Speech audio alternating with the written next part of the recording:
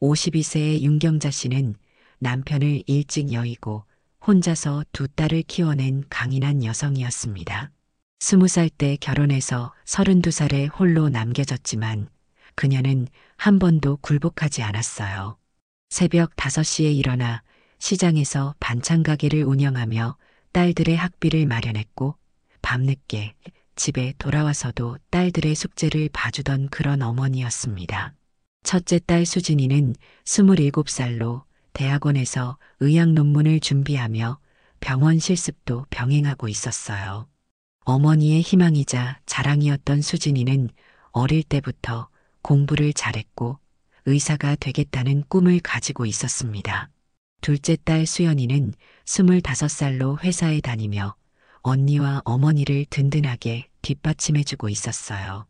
그런데 2024년 3월 어느 날 수진이에게 이상한 증상이 나타나기 시작했습니다. 갑작스럽게 복통을 호소하더니 체중이 급격히 감소하기 시작한 거예요. 처음에는 대학원 스트레스 때문이라고 생각했지만 며칠 지나지 않아 수진이의 얼굴색이 창백해지고 몸무게가 눈에 띄게 줄어들었습니다. 엄마, 배가 너무 아파요. 뭔가 이상한 것 같아요. 수진이의 말에 경자 씨는 가슴이 덜컥 내려앉았어요. 평소 아픈 소리 한 번 안 하던 딸이 이렇게 말하는 건 처음이었거든요. 즉시 동네 병원부터 찾아갔지만 의사는 스트레스성 위염일 가능성이 높다며 약만 처방해 주었습니다.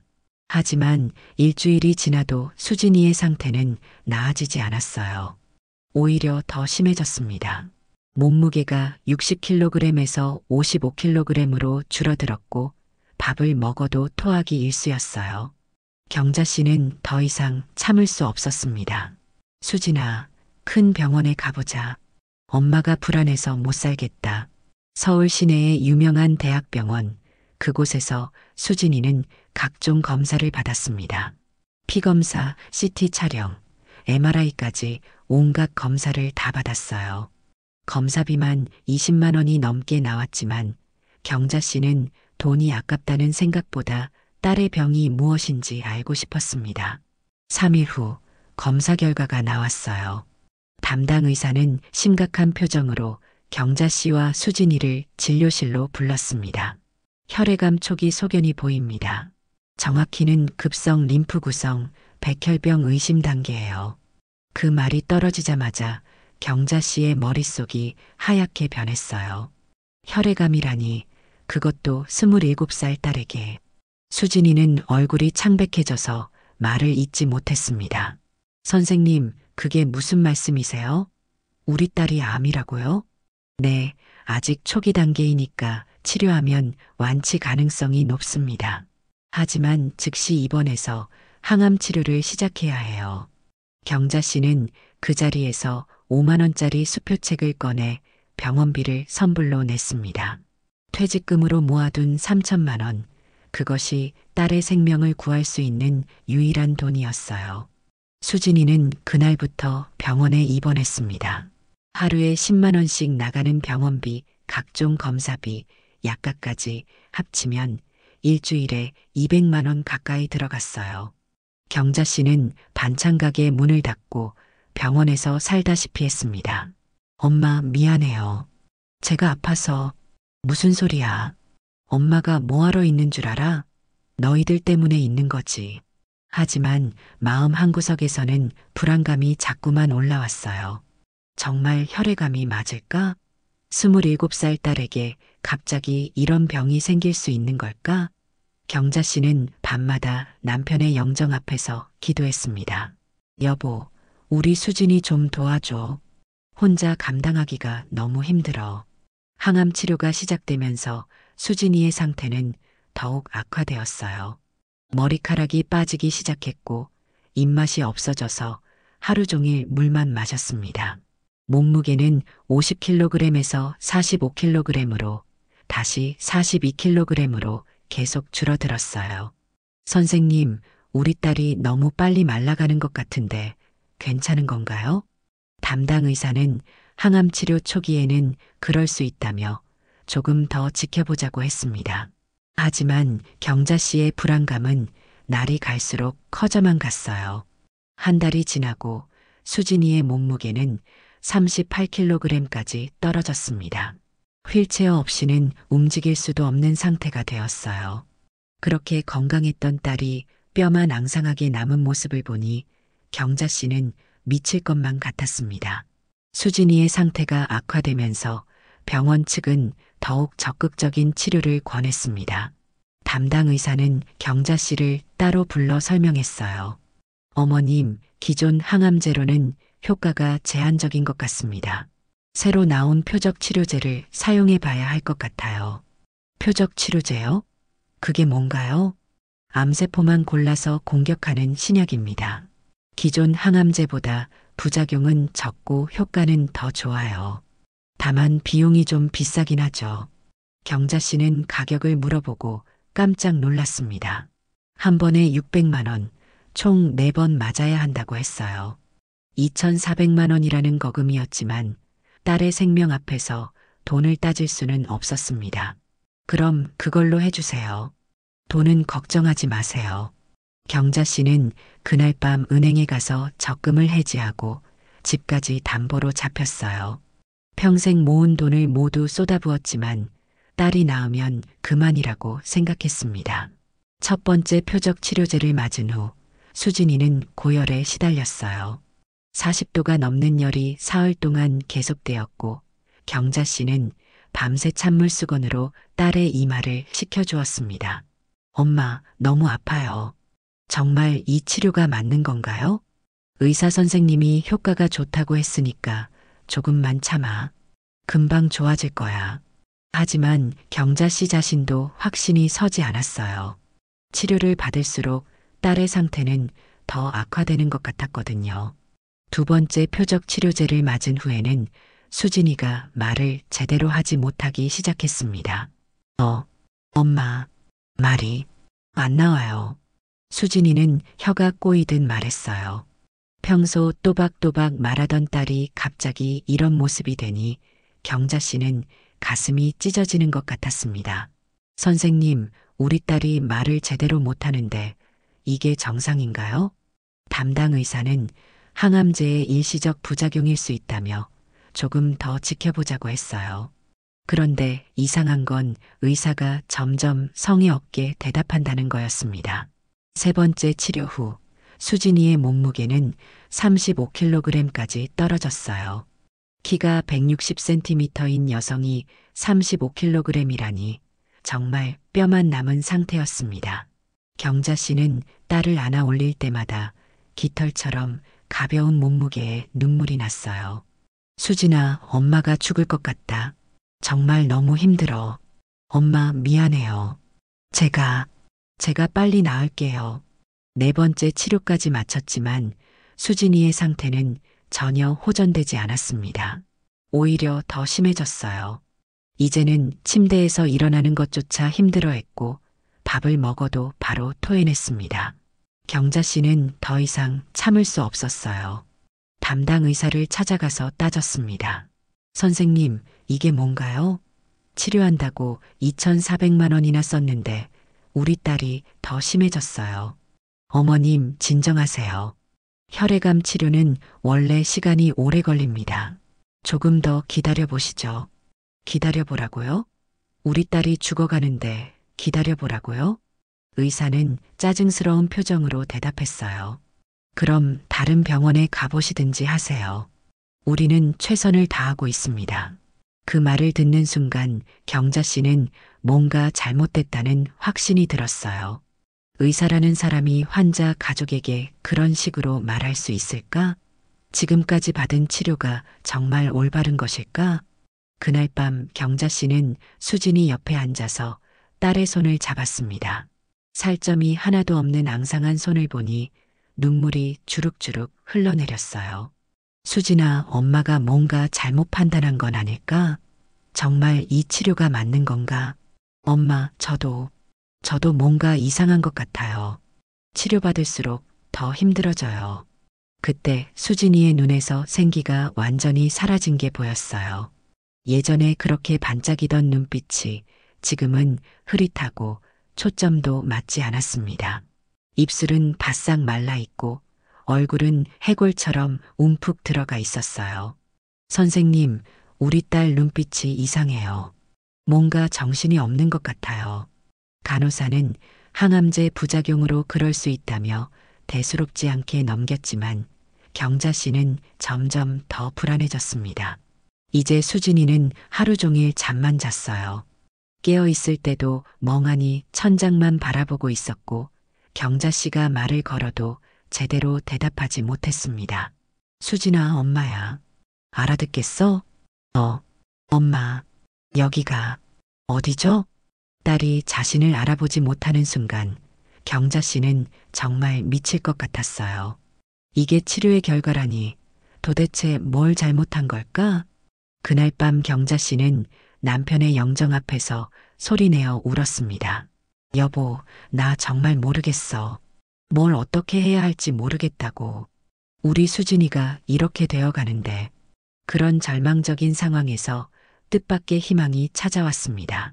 수진이가 대학원에서 논문을 준비할 때 지도를 봤던 최종석 교수님이 우연히 수진이의 소식을 들게 된 거예요.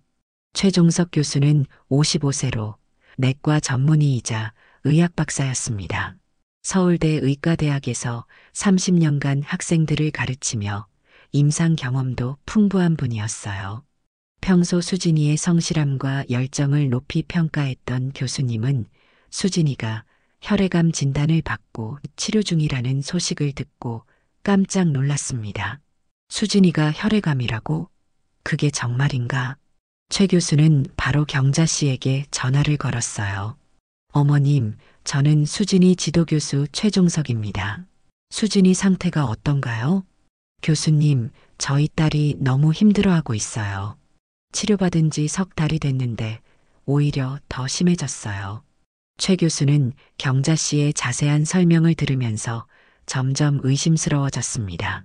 수진이의 증상과 경과를 듣고 나니 뭔가 이상했어요. 어머님, 실례지만 수진이가 처음에 어떤 증상으로 병원에 갔나요? 복통이랑 체중 감소였어요. 갑자기 살이 빠지고 배가 아프다고 해서요. 그리고 지금은 어떤 상태인가요? 몸무게가 35kg까지 떨어졌고 말도 제대로 못해요. 항암 치료받고 나서 오히려 더 심해졌어요. 최 교수는 전화를 끊고 나서 깊은 생각에 빠졌습니다. 20대 여성이 갑자기 혈액암에 걸릴 확률도 낮을 뿐더러 항암 치료를 받으면서 오히려 상태가 급속히 악화된다는 것도 이상했어요. 다음 날 최 교수는 직접 병원을 찾아가서 수진이를 만났습니다. 수진이의 모습을 본 순간 최 교수는 경악했어요. 이게 혈액암 환자의 모습이야? 수진이는 뼈만 앙상하게 남은 상태였고 눈빛에는 생기가 전혀 없었습니다.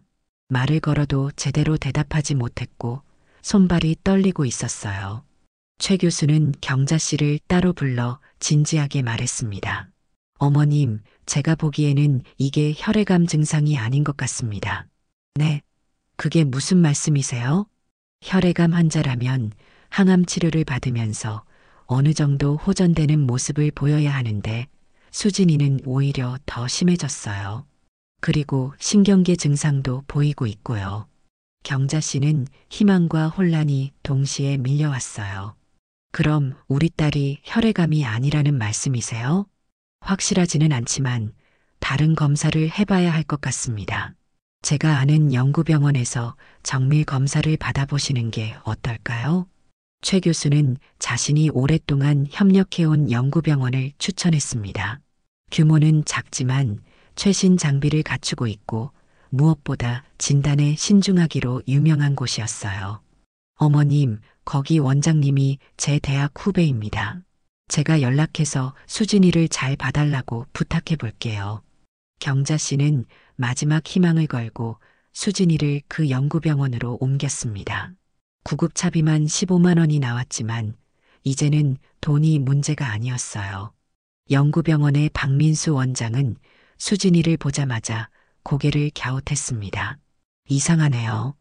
혈액암 환자 같지 않은데요. 박 원장은 즉시 새로운 검사를 지시했어요. 기존 병원에서 하지 않았던 바이러스 검사, 면역 검사, 그리고 더 정밀한 혈액 검사를 실시했습니다. 어머님, 이번에는 좀 다른 검사를 해보겠습니다. 바이러스 감염 가능성도 살펴봐야 할 것 같아요. 이틀 후 충격적인 결과가 나왔습니다. 박 원장은 경자 씨를 진료실로 불러 검사 결과를 설명했어요. 어머님, 수진 씨는 혈액암이 아닙니다. 네. 그럼 뭔가요? 이비 바이러스와 거대세포 바이러스 감염입니다.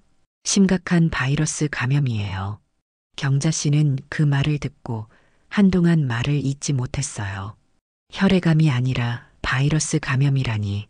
그럼 지금까지 받은 항암 치료는 뭐였을까? 선생님, 그럼 지금까지 받은 항암 치료는 뭔가요? 박 원장은 안타까운 표정으로 대답했습니다.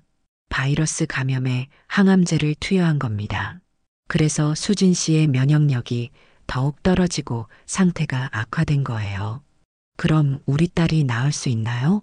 네, 바이러스 감염은 적절한 치료를 받으면 완치 가능합니다. 다만 지금까지 받은 항암 치료 때문에 회복에 시간이 걸릴 수 있어요. 그 순간 경자 씨는 기쁨과 분노가 동시에 밀려왔어요. 딸이 살 수 있다는 희망과 함께 지금까지 잘못된 치료를 받았다는 분노가 치밀어 올랐습니다. 선생님, 그럼 처음 병원에서 잘못 진단한 건가요?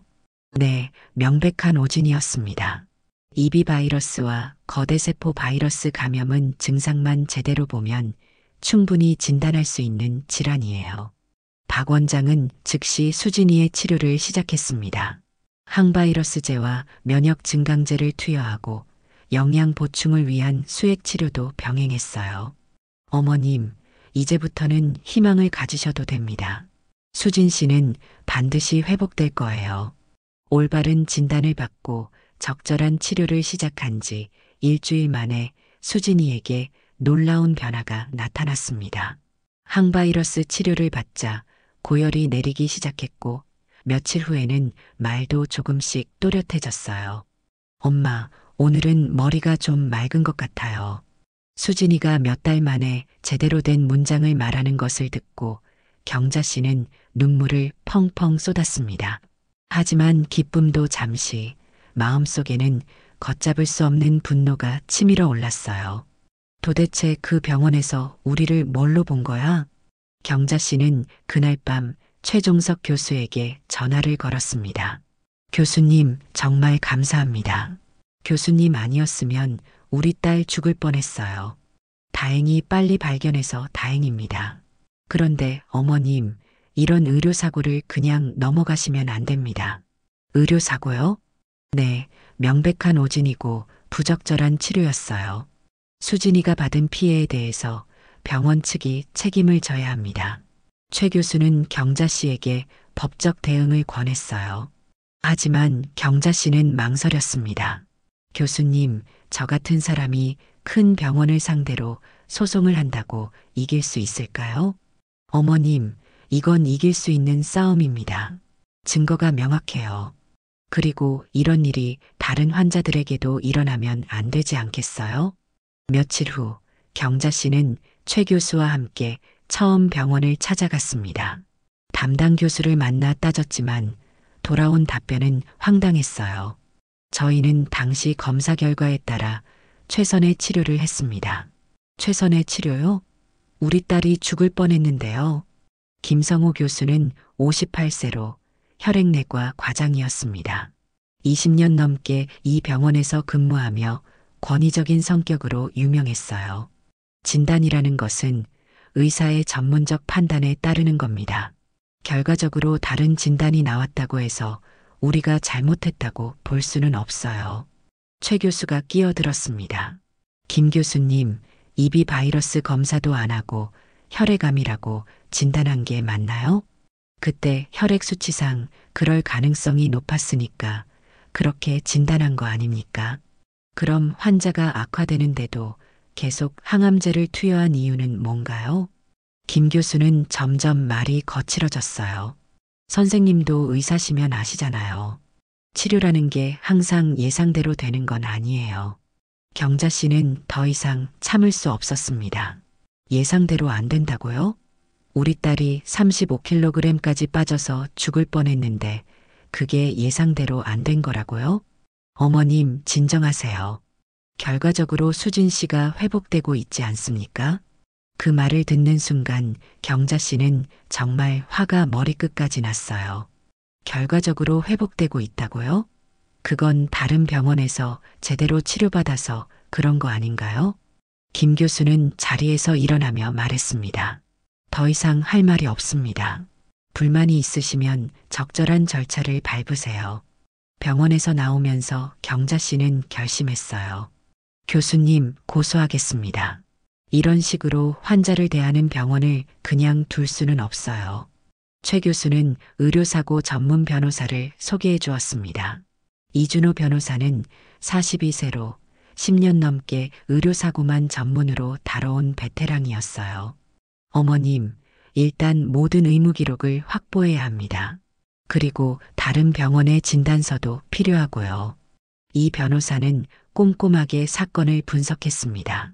처음 병원의 검사 결과와 연구병원의 검사 결과를 비교해 보니 명백한 차이가 있었어요. 어머님, 이건 승산이 있는 사건입니다. 첫 번째 병원에서 EB 바이러스 검사를 안 했고 환자 상태가 악화되는데도 같은 치료를 계속한 것은 명백한 과실이에요. 하지만 병원 측도 만만치 않았습니다. 고소장이 접수되자마자 병원 측 변호사가 나타났어요.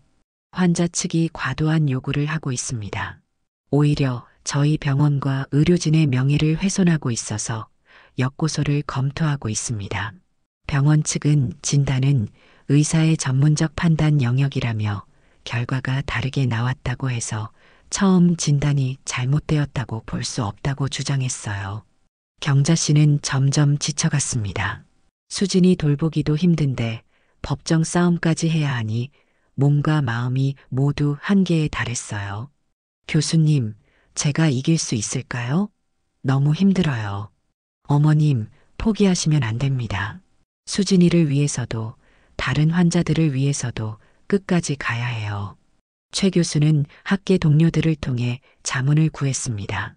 서울대, 연세대, 가톨릭대 교수 3명이 수진이의 사례를 검토한 후 모두 명백한 오진이라는 의견을 제시했어요. 이 정도 증거면 충분합니다. 이제 본격적으로 싸워볼 수 있어요. 본격적인 법정 투쟁이 시작되면서 경자 씨는 상상도 못했던 현실과 마주하게 되었습니다. 병원 측은 대형 로펌을 선임했고 경자 씨를 상대로 오히려 명예훼손 역고소를 제기했어요. 어머님, 병원 측에서 역고소장을 접수했습니다. 이준호 변호사의 말에 경자 씨는 가슴이 철렁 내려앉았어요. 명예훼손이라니요? 제가 뭘 잘못했다는 건가요? 병원 측 주장으로는 근거 없는 의료진 비방과 병원 신뢰도 훼손이라고 하네요. 병원 측 변호사는 60세의 베테랑 조강수 변호사였습니다. 30년간 의료사고 변호만 전문으로 해온 인물로 병원 측이 패소한 사건이 거의 없다고 했어요. 첫 번째 조정 기일에서 조 변호사는 공격적으로 나왔습니다. 원고 측은 의학적 지식도 없으면서 감정에만 치우쳐 무리한 주장을 하고 있습니다. 감정에 치우쳤다고요? 경자 씨가 분개하자 조 변호사는 차갑게 말했어요. 진단이라는 것은 그 시점에서 가능한 최선의 판단을 하는 겁니다. 결과가 다르게 나왔다고 해서 처음 진단이 잘못됐다고 할 수는 없어요. 이준호 변호사가 반박했습니다. 하지만 EB 바이러스 검사는 기본적으로 해야 하는 검사 아닌가요? 그건 의사의 임상적 판단에 따른 것입니다.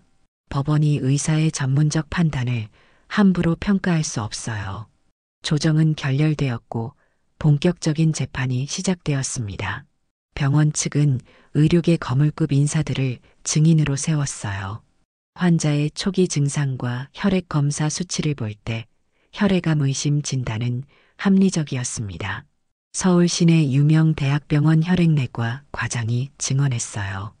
EB 바이러스 검사를 하지 않은 것도 당시 상황에서는 적절한 임상적 판단이었다고 봅니다. 경자 씨는 법정에서 이런 증언들을 들으며 절망감에 빠졌어요.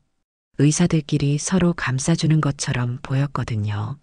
더 힘든 건 주변의 시선이었습니다. 동네 사람들 사이에서는 온갖 소문이 돌았어요. 경자 씨가 큰 병원 상대로 소송한다더라. 돈 때문에 그러는 거 아닐까? 병원에서 딸 살려준 것도 고마운 줄 알아야지. 경자 씨는 시장에 나가기도 힘들었습니다. 사람들의 수군거리는 소리가 들려올 때마다 가슴이 아팠어요. 수연아, 엄마가 너무 무리한 건 아닐까? 둘째 딸 수연이가 어머니를 위로했습니다. 엄마가 틀린 게 아니에요. 언니가 죽을 뻔했는데 그냥 넘어갈 수는 없잖아요. 하지만 경제적 부담도 만만치 않았어요. 변호사비, 감정비, 각종 서류 발급비까지 합치면 한 달에 200만 원씩 나갔습니다. 이미 수진이 치료비로 전 재산을 쏟아부은 상황에서 추가 비용은 큰 부담이었어요. 그런 중에 언론에서 관심을 보이기 시작했습니다. 한 방송국 탐사보도팀에서 연락이 왔어요. 어머님, 저희가 이 사건을 취재해보고 싶습니다. 김민정 기자는 35세로 의료계 비리를 전문으로 취재해온 베테랑 기자였어요. 요즘 의료사고가 늘고 있는데 특히 대형 병원의 오진 사례가 심각한 수준입니다. 어머님 사례가 대표적인 케이스가 될 수 있어요. 취재가 시작되면서 수진이의 사례가 알려지기 시작했어요. 먼저 인터넷 커뮤니티에서 화제가 되었고 이어 소셜미디어로 퍼져나갔습니다. 이게 말이 돼? 혈액암이 아닌 환자한테 항암제를 넉 달이나 투여했다고? 병원들이 이렇게 막 진료하면 어떻게 믿고 치료받아? 여론이 조금씩 경자 씨 편으로 기울기 시작했지만 병원 측의 반격도 거셌어요. 병원 측은 보도 자료를 내고 언론 플레이를 통한 병원 흔들기라고 주장했습니다. 환자 가족이 언론을 동원해서 병원을 압박하고 있습니다. 이는 정당한 의료행위를 위축시키는 행위입니다. 김성호 교수는 의료진 모임에서 이렇게 말했어요. 요즘 환자들이 너무 나간다.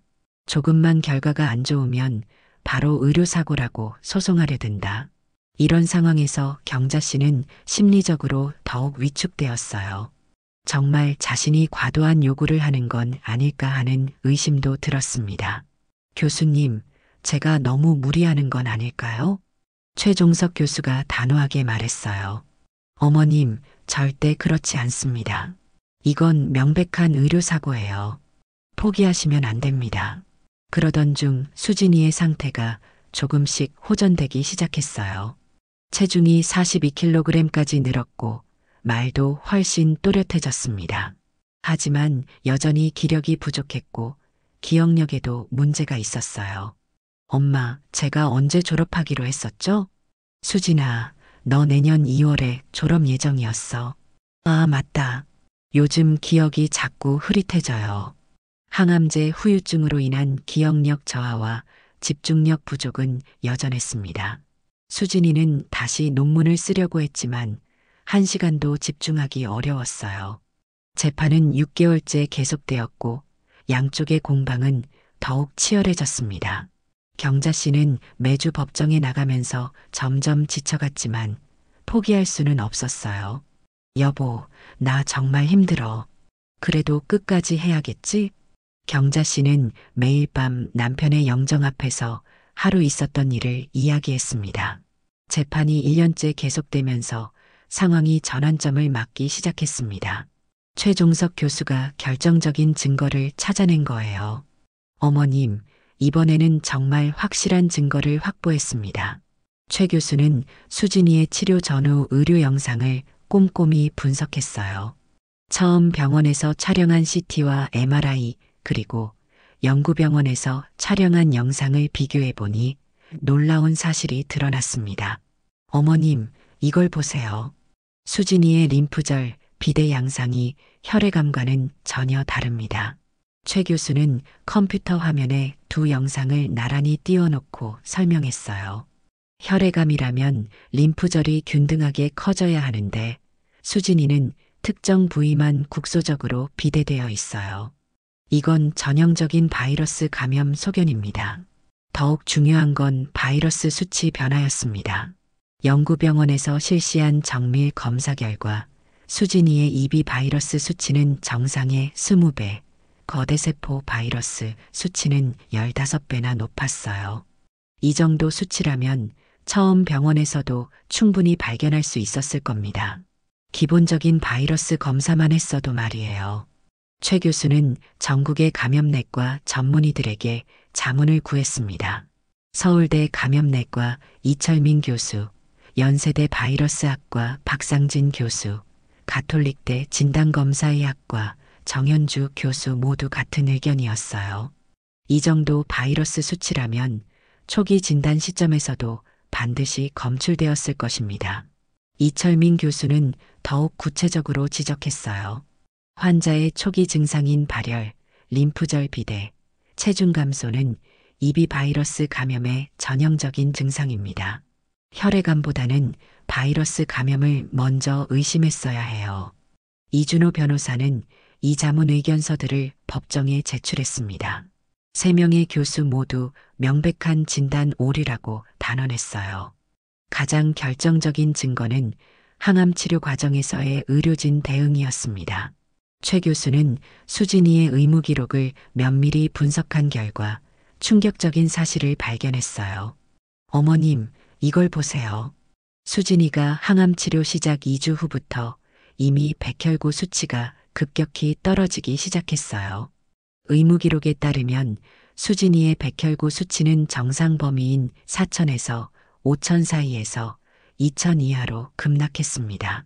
이는 명백히 항암제 과투여의 징후였어요.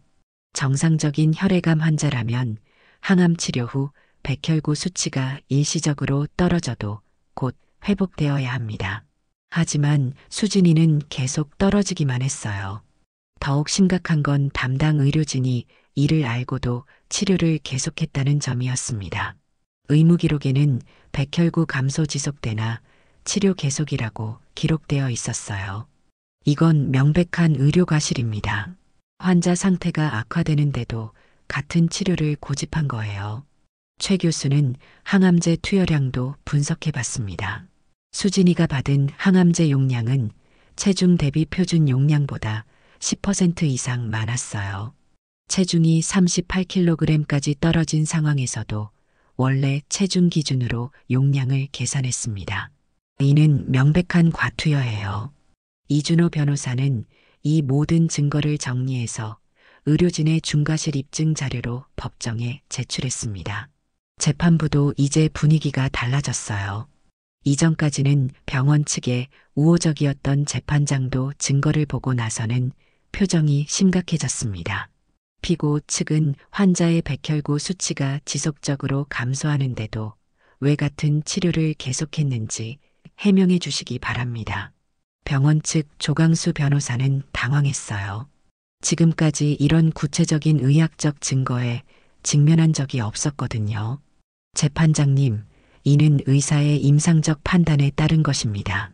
임상적 판단이라고 하셨는데 환자 상태가 악화되는 명백한 징후가 있었음에도 불구하고 말입니까? 김성호 교수가 증인으로 나왔지만 이번에는 이전처럼 당당하지 못했어요. 당시 상황에서는 혈액암 치료가 우선이라고 판단했습니다. 그럼 바이러스 검사는 왜 시행하지 않았습니까? 그건 임상적으로 필요성을 느끼지 못했습니다. 재판장이 날카롭게 물었어요. 환자가 발열과 림프절 비대를 보이는 상황에서 바이러스 검사의 필요성을 느끼지 못했다는 말씀입니까? 김 교수는 대답을 못했어요. 법정 안은 정적이 흘렀습니다. 이준호 변호사가 마지막 공격을 가했어요. 증인께서는 EB 바이러스 감염의 전형적 증상을 알고 계시나요? 그건 알고 있습니다. 그럼 환자의 초기 증상이 EB 바이러스 감염과 일치한다는 걸 왜 놓치셨나요? 김 교수는 한동안 침묵했다가 작은 목소리로 대답했어요. 실수였습니다. 그 순간 법정 안의 분위기가 완전히 바뀌었어요. 병원 측 변호사도 더 이상 반박하지 못했습니다. 경자 씨는 법정에서 그 장면을 보며 가슴이 뭉클했어요. 1년 넘게 싸워온 보람이 있었습니다. 여보, 이제 끝이 보이는 것 같아. 그날 밤 경자 씨는 남편의 영정 앞에서 조용히 눈물을 흘렸어요. 기쁨의 눈물이었습니다. 1년 반에 걸친 긴 법정 공방 끝에 드디어 판결일이 왔습니다. 2025년 12월 10일 서울중앙지방법원 민사 15부 법정에는 긴장감이 감돌았어요. 재판장이 판결문을 읽기 시작했습니다. 피고 병원은 환자의 초기 증상에 대해 적절한 감별 진단을 시행하지 않았고 특히 바이러스 감염에 대한 기본적 검사를 누락한 것은 명백한 의료과실에 해당한다고 판단됩니다. 경자 씨는 가슴이 두근거려서 숨을 제대로 쉴 수가 없었어요. 옆에 앉은 수진이도 어머니의 손을 꽉 잡고 있었습니다. 또한 환자의 상태가 지속적으로 악화되는 명백한 징후가 있었음에도 불구하고 같은 치료를 고집한 것은 의료진의 주의 의무 위반으로 인정됩니다. 재판장의 목소리가 법정 안에 울려 퍼졌어요. 따라서 본 법원은 피고 대학병원과 담당 의사에게 환자와 보호자가 입은 정신적, 재산적 피해에 대해 총 5억 원의 손해배상 책임을 인정합니다. 5억 원. 경자 씨는 그 말을 듣고 한동안 믿어지지 않았어요. 정말 이긴 걸까? 아울러 담당 의사 김성호에 대해서는 의료법 위반으로 의사면허 6개월 자격정지 처분을 보건복지부에 통보하도록 합니다. 판결이 끝나자 법정 안은 술렁거렸어요. 방청석에 앉아있던 기자들이 카메라 셔터를 눌러댔고 경자 씨는 그제야 실감이 났습니다. 엄마, 우리가 이긴 거예요? 수진이가 떨리는 목소리로 물었어요. 그래, 우리가 이겼다. 경자 씨는 수진이를 꽉 안아주며 눈물을 흘렸습니다. 기쁨의 눈물이었지만 동시에 지난 1년 반의 고생이 주마등처럼 스쳐 지나갔어요. 법정에서 나오자 이준호 변호사가 다가왔습니다. 어머님, 정말 축하드려요. 쉽지 않은 싸움이었는데 끝까지 포기하지 않으셔서 이길 수 있었어요. 최종석 교수도 기뻐했어요. 어머님, 이번 판결이 의료계에 큰 경종을 울릴 거예요. 앞으로는 이런 일이 줄어들 것 같습니다. 하지만 기쁨도 잠시, 경자 씨는 복잡한 심정이었어요. 돈을 받는다고 해서 수진이가 겪은 고통이 사라지는 건 아니었거든요. 판결 소식은 그날 저녁 뉴스의 톱기사로 보도되었습니다. 대형 대학병원의 오진으로 환자가 생명을 잃을 뻔한 사건에서 법원이 병원 측에 5억 원 배상을 명령했습니다. 뉴스를 본 시청자들의 반응은 뜨거웠어요. 이런 병원들 때문에 환자들이 고생하는 거다. 의사들이 너무 안일하게 진료하는 것 같다. 하지만 의료계의 반응은 달랐어요. 의사협회에서는 성명서를 내고 과도한 배상 판결이라며 반발했습니다. 이런 판결이 계속되면 의사들이 위축되어 적극적인 치료를 주저하게 될 것이라는 우려를 표명했어요. 김성호 교수는 판결 직후 병원을 사직했습니다. 6개월 자격정지 처분을 받고 나서는 의사 생활을 계속하기 어렵다고 판단한 거예요. 한편 수진이의 회복은 계속되고 있었지만 여전히 후유증이 남아 있었어요. 몸무게는 48kg까지 늘었지만 정상 체중인 60kg까지는 아직 멀었습니다. 더 심각한 문제는 인지 기능이었어요. 기억력과 집중력이 예전 같지 않았고 복잡한 사고를 유하는 일은 여전히 어려웠습니다. 엄마, 제가 논문을 다시 쓸 수 있을까요? 천천히 하면 돼. 시간은 많으니까. 수진이는 대학원 휴학을 1년 더 연장했어요. 몸이 완전히 회복될 때까지는 무리하지 않기로 했습니다. 판결이 확정된 후 경자 씨는 남편의 영정 앞에 앉았어요. 여보, 우리가 이겼어. 정의가 살아있더라고. 그동안 참았던 눈물이 쏟아져 내렸습니다. 기쁨의 눈물이자 안도의 눈물이었어요. 수진이도 이제 좀 나아지고 있어. 시간은 좀 걸리겠지만 완전히 회복될 거야. 배상금 5억 원 중 일부는 수진이의 재활치료비로, 일부는 그동안 빌린 돈을 갚는 데 썼어요. 남은 돈은 수진이의 미래를 위해 저축해두기로 했습니다. 병원 측은 항소를 포기했어요. 더 이상 싸워봐야 승산이 없다고 판단한 거죠. 판결은 그대로 확정되었습니다. 경자 씨는 반찬 가게를 다시 열었어요. 1년 반 동안 문을 닫고 있었는데 단골 손님들이 반가워했습니다. 경자 씨, 정말 고생 많았어. 뉴스에서 봤는데 정말 잘 됐다. 수진이는 좀 어때? 많이 좋아졌어요. 시간이 좀 더 필요하지만 완전히 나을 거예요. 하지만 여전히 힘든 순간들이 있었어요. 수진이가 갑자기 우울해하거나 예전 기억을 떠올리지 못할 때면 경자 씨의 가슴이 아팠습니다. 엄마, 제가 예전처럼 될 수 있을까요? 물론이지. 시간이 약이라고 하잖아. 천천히 좋아질 거야. 그래도 가족들은 희망을 잃지 않았어요. 매일매일 조금씩이라도 나아지고 있는 수진이를 보면서 감사함을 느꼈습니다. 판결이 확정되고 반년이 지나면서 수진이에게는 놀라운 변화가 일어났습니다. 몸무게가 53kg까지 늘었고 무엇보다 예전의 총명함이 조금씩 돌아오고 있었어요. 어느 날 수진이가 어머니에게 중요한 이야기를 꺼냈습니다. 엄마, 저 논문 주제를 바꾸려고 해요. 무슨 논문? 박사 논문이요. 원래 심장질환 연구를 하려고 했는데 이제는 다른 걸 하고 싶어요. 수진이의 눈에 오랜만에 의욕이 보였어요. 의료윤리와 환자 권리에 대해서 쓰고 싶어요. 제가 겪은 일을 학문적으로 정리해 보려고요.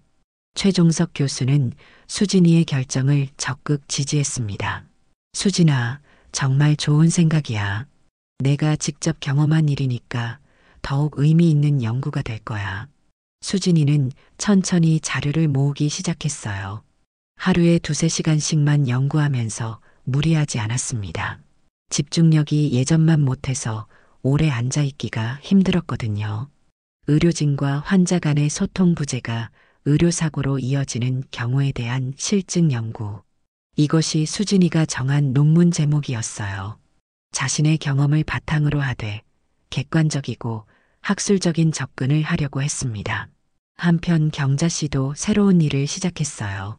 우연히 비슷한 경험을 한 가족들과 만나게 되면서 환자 권익 보호에 관심을 갖게 된 거죠. 경자 언니, 저희도 언니처럼 싸워보고 싶어요. 45세의 박미영 씨는 남편이 오진으로 고생하고 있다며 도움을 청했어요. 미영 씨, 쉽지 않은 길이에요. 정말 확신이 서야 해요. 경자 씨는 자신의 경험을 토대로 조언해 주었습니다. 어떤 준비를 해야 하는지, 어떤 어려움이 있는지 솔직하게 이야기했어요. 무엇보다 증거가 중요해요. 의무 기록부터 차근차근 확보하세요. 이런 일들이 계속되면서 경자 씨는 환자권익보호 시민모임이라는 단체 설립에 참여하게 되었습니다. 의료사고 피해자 가족들이 모여 서로 정보를 나누고 도움을 주는 모임이었어요. 우리가 겪은 일이 다른 사람들에게는 일어나지 않았으면 좋겠어요. 경자 씨는 매주 토요일마다 이 모임에 참석했습니다. 처음에는 서툴렀지만 점점 많은 사람들에게 도움이 되고 있었어요. 수진이도 조금씩 사회활동을 재개했습니다. 먼저 대학원 세미나에 참석하기 시작했어요. 수진아, 많이 좋아졌구나. 동기들이 반가워했지만 수진이는 여전히 예전 같지 않다는 걸 느꼈어요. 집중력이 30분 정도밖에 지속되지 않았고 복잡한 논리는 따라가기 힘들었습니다. 하지만 포기하지 않았어요. 자신만의 속도로 천천히 해나가면 된다고 생각했습니다. 교수님, 제가 논문 발표를 해봐도 될까요? 2020년 9월 수진이는 처음으로 학회 발표를 신청했어요. 주제는 의료사고 피해자 관점에서 본 환자 마이너스 의료진 소통의 중요성이었습니다. 발표 준비를 하면서 수진이는 많은 것을 깨달았어요. 자신이 겪은 일이 단순한 개인적 불행이 아니라 구조적 문제였다는 것을 알게 되었습니다. 한국의 의료 시스템에서는 환자가 의료진에게 질문하기 어려운 분위기가 있어요. 수진이는 논문에서 이렇게 지적했습니다. 권위적인 의료 문화와 시간 부족으로 인한 소통 부재가 오진의 원인 중 하나가 될 수 있습니다. 발표일이 다가오면서 수진이는 긴장되기 시작했어요. 아직도 긴 시간 말하는 것이 힘들었거든요. 엄마, 제가 제대로 할 수 있을까요? 수진아, 너만큼 이 문제를 잘 아는 사람이 어디 있겠어? 자신 있게 해. 발표 당일 의과대학 강당에는 150명 정도의 청중이 모였어요. 의사들, 간호사들, 의료진뿐만 아니라 환자 권익단체 관계자들도 참석했습니다. 수진이는 떨리는 마음으로 발표를 시작했어요. 안녕하세요. 저는 의료사고 피해자이자 의학도로서 오늘 이 자리에 섰습니다. 처음에는 목소리가 떨렸지만 점점 안정을 찾아갔어요. 자신의 경험담을 객관적 데이터와 함께 발표하니 청중들의 반응이 진지했습니다. 제가 제안하고 싶은 것은 환자 중심의 소통 프로토콜 도입입니다. 환자가 의료진에게 자유롭게 질문할 수 있는 시스템을 만들어야 해요. 발표가 끝나자 박수가 터져 나왔습니다. 질의응답 시간에는 예상보다 많은 질문이 쏟아져 나왔어요. 발표자님, 의료진 입장에서는 시간 부족이 현실적 문제인데 어떻게 해결할 수 있을까요? 좋은 지적이시네요. 단기적으로는 의료진 워크로드 개선이 필요하고 장기적으로는 의료 시스템 자체의 변화가 있어야 한다고 생각합니다. 수진이는 차분하게 대답했어요. 예전만큼 빠르지는 않았지만 정확하고 진정성 있는 답변이었습니다. 발표가 끝나고 나서 여러 사람들이 수진이에게 다가왔어요. 정말 용기 있는 발표였어요. 저도 의료진으로서 반성하게 되네요. 한 의사가 진심 어린 표정으로 말했습니다. 발표장 뒤쪽에서 지켜보던 경자 씨는 눈물이 났어요. 죽을 뻔했던 딸이 이렇게 당당하게 자신의 이야기를 하는 모습이 자랑스러웠습니다. 발표가 모두 끝나고 나서 수진이는 무대 아래로 내려왔어요. 경자 씨가 딸을 꽉 안아주었습니다. 수진아, 정말 잘했어. 엄마가 너무 자랑스럽다. 엄마, 우리 이겼어요. 그리고 살아있어요. 수진이의 눈에는 예전의 생기가 돌아와 있었어요. 완전히 예전 같지는 않았지만 새로운 모습으로 당당하게 살아가고 있었습니다. 그날 밤 경자 씨는 남편의 영정 앞에 앉아 조용히 말했어요. 여보, 우리 딸이 정말 씩씩하게 잘 자라줬어. 이제 다른 사람들도 도우면서 살아갈 거야. 걱정 안 해도 돼. 그리고 조용히 덧붙였어요. 정의가 승리했어. 그리고 사랑도 이겼고